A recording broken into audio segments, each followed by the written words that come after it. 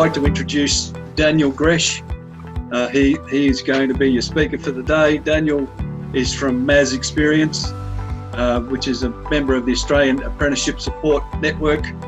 Daniel has worked in the traineeship and apprenticeship sphere since 2004. His passion lies in ensuring students are aware that there are many ways to get a post-secondary destination.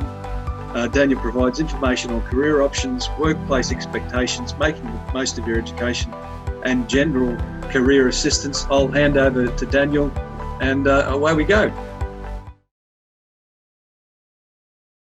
For being on time. Remembering as young adults, being on time is one of the most important things you can do. It tells us so much about you right from the beginning. Okay, so even this is somewhat of a test. I was just saying to the gentleman before we started today that I did one the other day, and I blocked the room at 9:02. And for those who miss out, it's a lesson because it's a life lesson to always be on time. And you know, we all have glitches. In 2020, it's technology glitches, and in previous years, it might have been a broken car or a late bus. But we need to have strategies to minimise that. So things such as logging in, like you guys did, at 9:50 instead of 9:59. And so again, I really appreciate that, and thank you for that. We can see people are streaming in.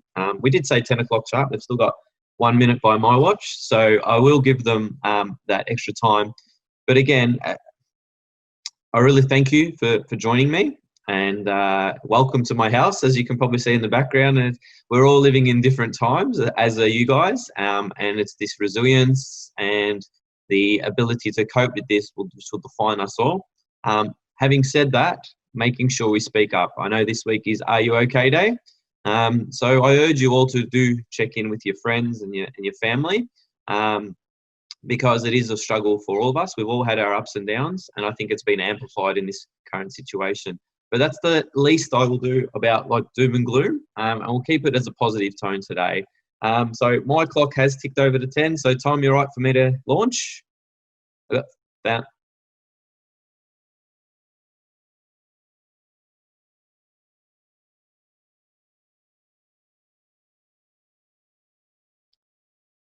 No worries, and off we go. Okay, guys, so very quickly, let's pray that the slides turn over. Fantastic, they do. All right, so before we start, today is not a sales pitch. I'm not a salesman. If I was, I'd go sell cars and make real money, or houses and make real money. Today is an information session, and if you walk away saying, I never want to do an apprenticeship or traineeship, we learned something, okay? And that's really important. Today is about information. If you need anything explained, please type the question in, or at the end, you will get my contact details and you can send me an email. However, I think there's a bit of a consensus. We'd like it to go through the LEN, or if you do come directly through me, maybe CC the LEN. They've put the time and effort in organising this, and it's really important that they are aware of all the things that are happening. And then I will make this very, very clear from the beginning. I will call everything today apprenticeships. When we talk about apprenticeships, there's the umbrella of apprenticeships and traineeships, okay? But for our point of view, we call them Australian apprenticeships. So if you want to do retail or hospitality, or you're thinking of a business traineeship, that is still covered under what we're talking about today. However, we call it Australian apprenticeships. And so I'm not saying apprenticeships and traineeships all the time. We just call it one umbrella, okay? We move to what are Australian apprenticeships. So it combines work and study. So if you're thinking moving forward, all I want to do is work, I never want to study again, then maybe an Australian apprenticeship career isn't maybe the thing you're looking towards. If you're thinking, nah, after school, I'm going to study and I don't want to work yet, then an apprenticeship or traineeship, again, may not be for you. It is a combination. For most traditional trades, it's about an 80-20 split. So 80% will be on the job and 20% will be studying. And the studying is very, very different to what you've known in the past. There is no exams. There is not 1,000-word essays. It's hands-on study. Might be a little bit of dot pointing along the way. So it's a different form of education, but there is still a combination of work and study.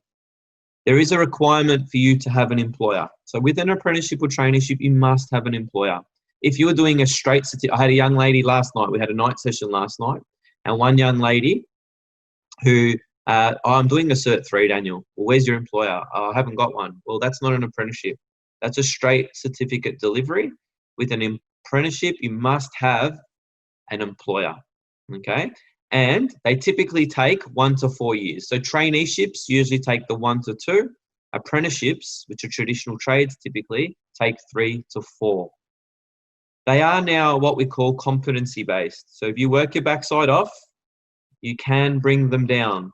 However, if you get lazy and think, oh, I can just bludge my way through this, just like school, we can drag it out, okay? So it's really important that if you take up an apprenticeship or traineeship, you fully commit to both work and to study, and that is vital to the success of getting a qualification. Okay, so why would you want to do an apprenticeship or traineeship? What are some of the selling points? Firstly, it's for those who want to do things that are hands-on.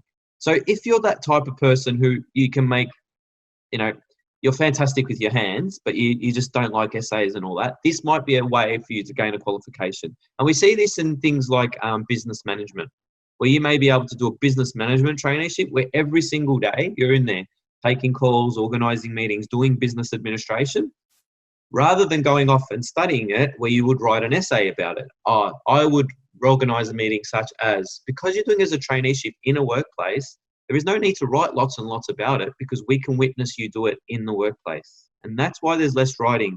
You are doing it all the time. So it's about being witnessed or observed as opposed to having to write it as part of evidence. Second point, the qualification is nationally recognised. So now at the moment, I know, for example, I had the opportunity at the start of the year to move to Queensland for work. And maybe I should have chose that option. I might be in freedom at the moment, but that's a different story. But my qualifications that you would have gained through an apprenticeship or a traineeship are transferable. Why? Because it's an Australia-wide program. And as a result, the qualifications are recognised all over Australia. They are also recognised, some of them, overseas as well. You get paid whilst you learn. So this is another selling point because you do get paid. Now, you might have heard the wages are really low, and we'll address this a little bit later on, but you do get paid. You also get paid for your study day. So, for example, that I told you 80% is work and 20% is education. You get paid for that education. So, say, for example, every Wednesday you need to go off to TAFE. That Wednesday you will get paid for it. And it's important to know that because that's one of the entitlements that you have under an apprenticeship or traineeship. There is over 500 qualifications. So one of the things that we often see when young people come to these sessions is they know about plumbing, they know about electrical, they know about carpentry, they may know about automotive or hairdressing, but that's where their knowledge stops. Well, there's 500, it's over 500, it's 509 at the last count, okay? So I want you to open up your horizons. If you've got an interest, why not explore it? See if you can do it as an apprenticeship or traineeship.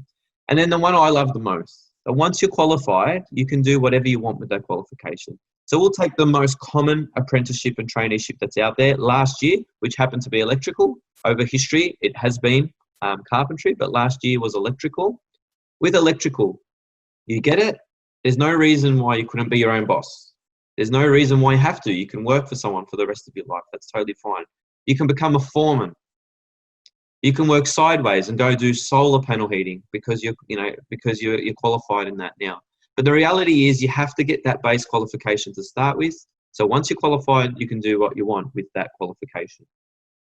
We'll go over to the next slide and some mythbusters time.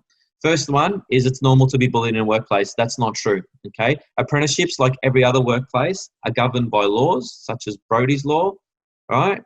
Where bullying is to be stamped out. You must speak up as young individuals, whatever job that is. If it's McDonald's, speak up. If it's an apprenticeship or traineeship, speak up. If you're a CEO, if you're a teacher, speak up, right? Because bullying is something we're stamping out of workplaces. Gender needs to play a part. This is my biggest hate, okay? If you are a young female, I've got 4 females this week who want to be trades that I'm talking with. Fantastic. Excellent, right? Break down that barrier. Gents, I'm not just talking about the ladies, the same with you guys. If you want to do aged care or child care or nursing, which is typically, no, girls do that, load of crap. Welcome to 2020. You need to be that change. You know, we talk about change. You need to be that change, okay? So if you've got your heart somewhere, had a young man last week who was passionate about aged care, and I couldn't wipe the smile off my face. He will be set up for life because that industry is crying out for males. Similar, we have trades that are crying out for females. So please follow your interests. That's the beauty of youth, is you can follow your interest. I'm an old man now. I'm bordering on an old man, and it's hard to make a career change. Okay? But for you guys, you're not needing to make a career change. You can launch the career in the direction you want, but it's the power that you've got, the bravery that you got. I'll need a second job because the wages are so low. So this is an interesting one. Yes, the wages are low, but it depends on what you're comparing it to. If you're comparing it to someone who's fully qualified and been working it for 20 years, well, of course it's going to be lower. They've earned that right. If you're comparing it to someone who's first year at university flipping burgers at McDonald's and earning, $20 an hour, the wage isn't half that bad. Remembering, in that workplace, you're learning, you're making mistakes, and you're getting paid for it. That's what an apprenticeship or traineeship is, okay? You will learn, you will make mistakes, and you still allow to take home a wage every single week. One of the other myths is that I'm working Monday to Friday, 9 to 5, okay? So if you're a tradesperson, you won't be working Monday 9 to 5 because we're talking 7 till 3, right? That's the first thing. We know tradies typically do 7 till 3. And tradies often get told, you will be going to whatever suburb there is. Hairdressers. I was talking, like I said last night, to a young lady who wants to be a hairdresser. If you want to be a hairdresser, typically they're open on Saturdays and Sundays. So that's when you'll be working. All right? So I want you to think beyond Monday to Friday, 9 to 5. And if you want to create opportunity, write it on your resume that you're willing to work outside those hours, because that's the way we employ youth, right? If I want someone who works 9 to 5, I know I can find anyone. But finding someone who can work out of hours, that's where the youth can fill that block. You don't have kids or you don't have home commitments that make you, oh no, I can't work nights. I've got to take my daughter to ballet or my son to football. You don't have those commitments. That's why you need to tell me about that. And then if you do land an opportunity, please don't trial for any more than 2 weeks. And I won't go too heavy into this, but trial periods should only be 2 weeks. And then there should be a fancy graphic. Wow, there you go, the modern technology of 2020. All right. So people often say to me, well, Daniel, you just said there's 500 options. What are they? Now, so I just want to give you an indication of some industries. So this is only industries at this place. Okay. Industries, whole range of things, from animals and farming through to hospitality, through to manufacturing and metal, IT, business studies, hair and beauty. So again, one of the big things we see is building and construction, plumbing, electrical and carpentry, and then stop. All right. It's so much more than that. I'm going to give you an indication. And we're going to use building and construction to start with, because often we say, building and construction. Guys, in the group, we're doing this in a school, which I so badly miss, but, we have to put up with what we've got at the moment. And I'd say, all right, building construction, what is it? And like I said, plumbing, electrical, carpentry, and then it stops. But have a look. There's painting, joinery, roof tiling, sign writing, bricklaying, stonemasonry, refrigeration. There's more. That's all that fits on my slide. So if you're thinking building and construction, don't just think of the big three. Okay? People often say to me, oh yeah, I want to work with cars. This is just an example of some of the qualifications in the automotive package. There is now an apprenticeship in bicycle repairs. There is all the stuff in the marine. We had a young man Friday, who he lives out in Port Harlington, which is by the water. So he's doing a marine apprenticeship. Like, fantastic. But he is following his hobbies and his heart rather than just going with what his mates are doing. Because all of his mates in that class were doing plumbing, electrical, carpentry, and there was one who wants to do landscaping. All right? So again, open up your horizon, guys. All right? Think of cars. Oh yeah, I want to work in auto, panel beating, auto electricity. We had a car upholsterer last week, someone who wanted to do car upholstering. So again, open up your minds to the opportunities that are out there. If you want to work with your heart, so, community services, aged care, disability care, drug and alcohol support, migrant support, education aids. One of the big things we're seeing is education aids more and more in schools. They need qualifications. You can do it as a traineeship. Instead of going down to your local TAFE, sit in a classroom, learn on the job, and get the qualification coming to you. That's what the traineeship model is. So we're going to use, very quickly, childcare is the perfect example. Okay? 2 ways you can get a childcare qualification. All right? We're going to choose Johnny and Gina. Johnny goes down to his local TAFE. He has to write about it. He has to work on plastic dolls rather than with the kids. Fantastic, he gets his piece of paper, but he has paid, he's got his nice qualification, and he hasn't got a great deal of work experience. Gina, she did it in as a traineeship with an employer, so she worked every day. She didn't change plastic dolls. She changed real kids. She put up with the tantrums and the vomiting and the pooping in the pants, right? She did all that stuff, and she got paid. That's why she's more employable now. Okay, so again, the easy option as opposed to the more difficult option, but both have pros and cons, and you need to weigh it up. As I said, I'm not coming in here giving a sales pitch. What I am saying is, what's the best option for you and for your future? And then the last one is we talk about food. People often say, oh, I love food, Daniel. All right, so I've got to be a chef. Wait, there's so much in the food industry as well. All right, there's an apprenticeship in Asian cookery. There's baking. In baking, there's 4 different apprenticeships: cakes, pastries, bread, or combination. So it's your job as young adults to do some research, okay? We are in lockdown. If ever there's been a time where there's no excuse to do a little bit of research, it's now, okay? There is no local football. There is no working 20, 40 hours at McDonald's. Those have been probably cut back. These are your time to spread your wings and become educated. If you need help, ask your staff, ask the Len, ask myself. That's what we're paid to do. We'll do it. Obviously, we don't get back to you in 5 minutes. We've got thousands of others that we're looking for to help, but we will help. And it's important that you reach out. All right. We'll move to the next one. How can we help? Which is a great lead in. Firstly, we offer one-on-one support.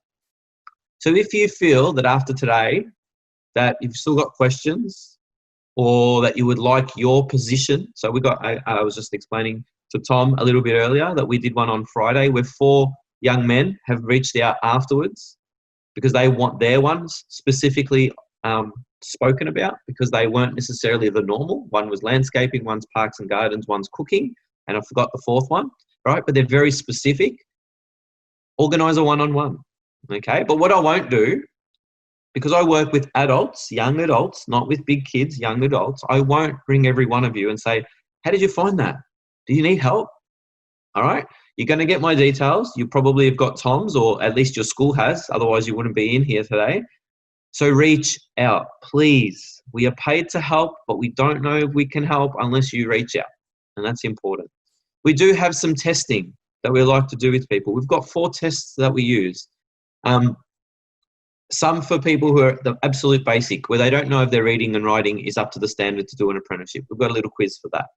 We've got a test for those who are completely lost, those who might need just a little bit of help. And we've got those who 100% they know want to be a trade, where we do a test where we can fill in the gaps, okay? So if you would like to do any of those, you can please reach out. And then we organise the traineeship paperwork. Now, it's the most boring part of the whole process of an apprenticeship and traineeship, but it's vital because if you don't do the paperwork, you don't become an apprentice or a trainee, all right? So it's really, really important. So the importance of being signed up means, like I said, you become an apprentice or a trainee.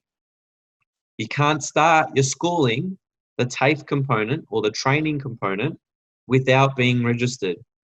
So that's why it's so important that you are registered so you can get into TAFE, so you can finish your TAFE. Remember, I told you right from the beginning, the only way you can finish an apprenticeship is sign off, check from TAFE, sign off, check from your employer.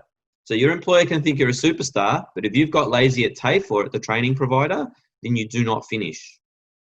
So it's important to balance out both.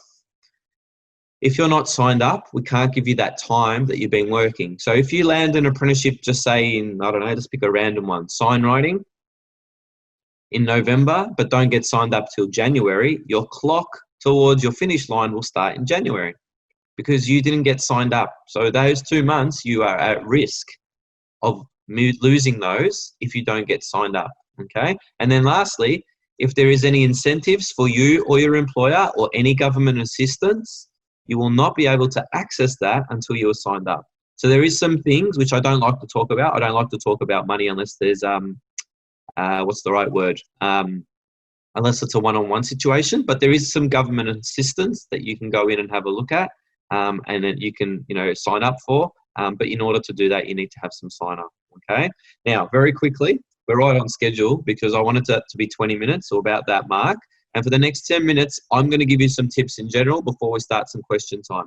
This will wrap up sharp before 11. None of you will be here more than an hour. I know my studies and research suggest that attention span doesn't last longer than that. So we're going to keep it moving along.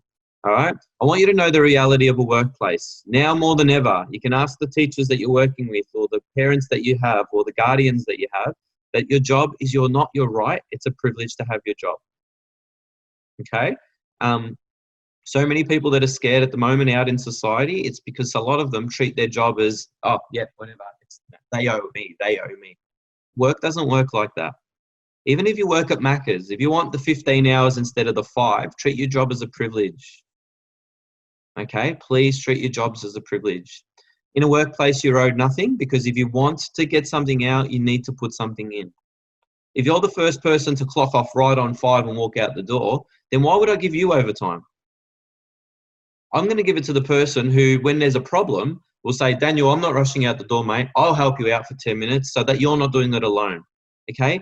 And that's how life works. We always scratch the people's back who scratch ours, okay? It's a old saying. Probably sound like a dinosaur when I say that. But the reality is, for the people who you help, good things will come in return. All right? So make sure you're doing extras and over and beyond because there is always somebody watching. We hear so many great stories of people getting a start because they were observed. I had a young lady who got her first, this is one of my favorite stories ever, who got a job as a psychologist because she helped a lady who dropped a jar of Domino's red sauce on the floor. So the old lady went to grab it, it slipped out of her hand, smashed on the floor. This young lady came over and helped her to clean it up. They got talking. She said she's doing a psychology degree. She said, my daughter owns a psychology business. Here's her number. And the rest is history. So when you see an opportunity, take it. Don't necessarily say, oh, it's not an opportunity for work. An opportunity to be nice. If someone's struggling, lift their bags for them. If someone can't open the door for them. It could start that conversation that kickstarts the rest of your life. Do not waste an opportunity. There is always somebody watching. And then lastly, unlike school guys, there will be no excuses. Okay? So impressed to see 45 people in here at 10 o'clock. Fantastic. Because in the workplace, if I said, all right, everyone, we're starting at 10 and you rocked up at 10:05, you give me an opportunity to fire you. Okay? So 10 o'clock really means 9:50. Wearing your uniform isn't because we want you to look like a goose. It could save your life. If anyone watches The Block, I can't see everyone's face, so I won't ask the question. But the other day, something fell and the person didn't have a hard hat on. Now, that could have caused them to die. We're not being dramatic here either. That could have caused them to die. So a uniform isn't for show.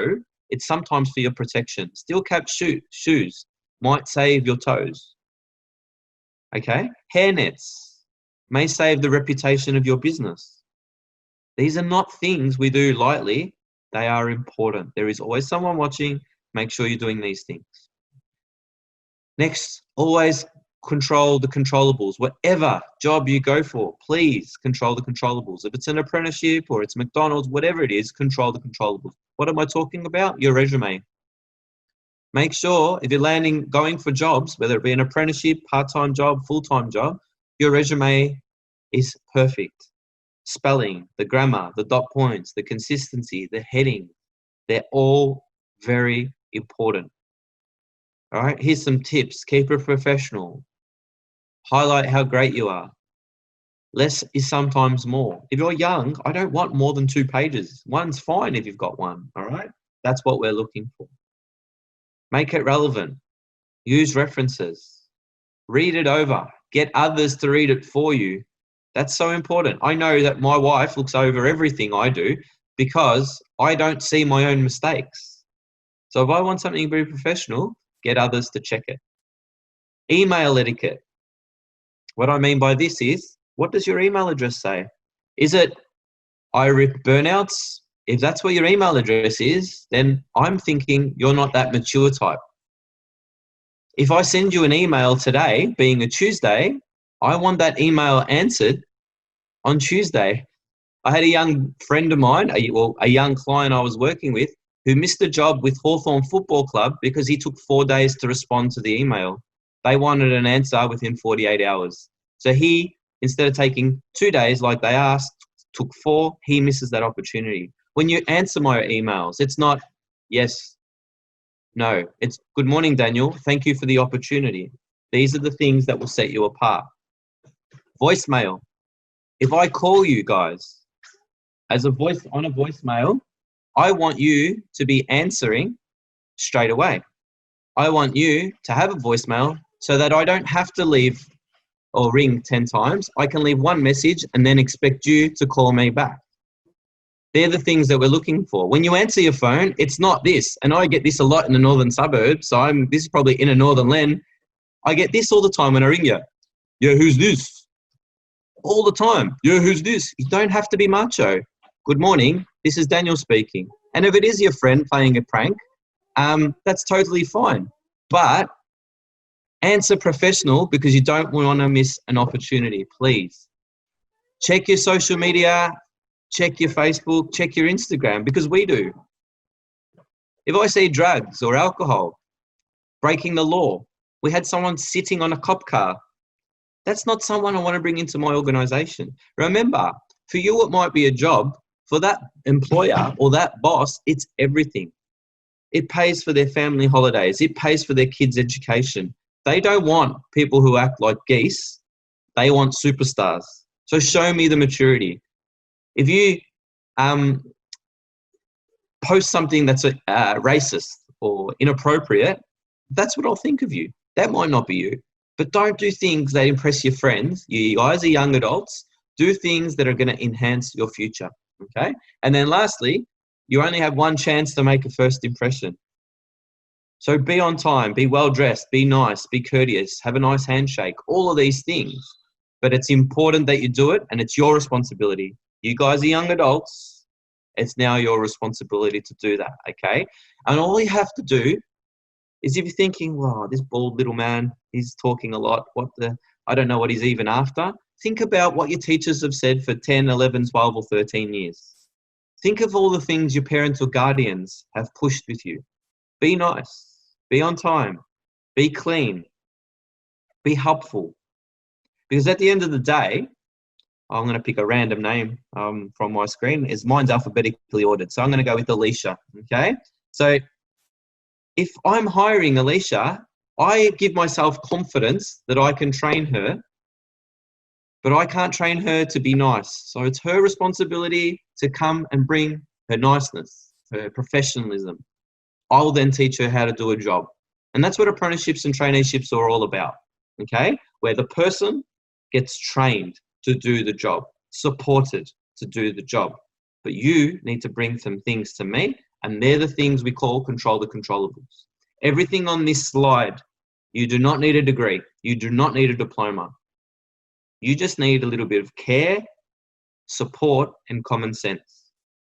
The question for me is, are you willing to do this? Will you spend 2 days the next time it rains inside and work on your resume and fix your voicemails and change your email address if you need to? Or are you one who is more happy to get a chuckle out of your email address? You know, we had one last year, hungry hippopotamus on the roof at Hotmail.